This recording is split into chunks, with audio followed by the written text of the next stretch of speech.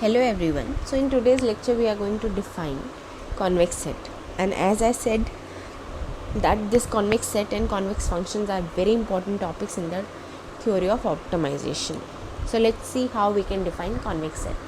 So a set which is subset of Rn is called convex if you take any 2 points x1 and x2 has to be belonging to that set and a scalar lambda such that 0 is less than lambda and lambda is less than 1, so lambda lies within a closed interval of 0 and 1, then we have lambda x1 plus 1 minus lambda x2 which also belongs to x.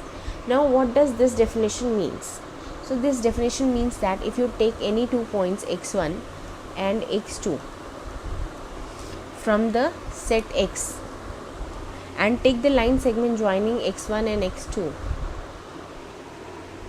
so lambda x1 plus 1 minus lambda x2 from the set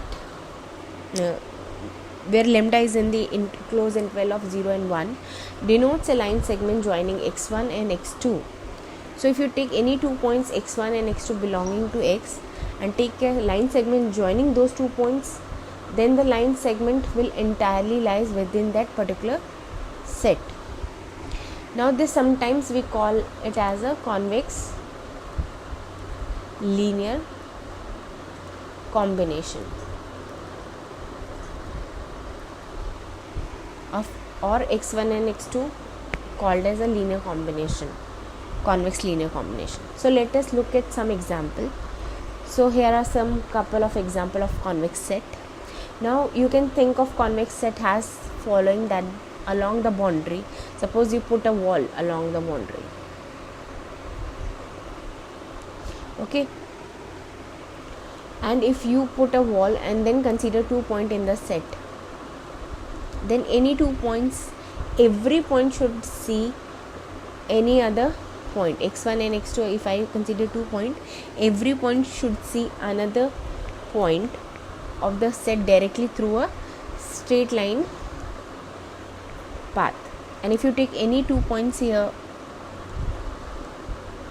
and if we take line segment joining those 2 points, that lines entirely lie within the set. Similarly, one can say this is a convex set. So for a convex set, any 2 points in set and the line segment joining those 2 points will also lie within that set.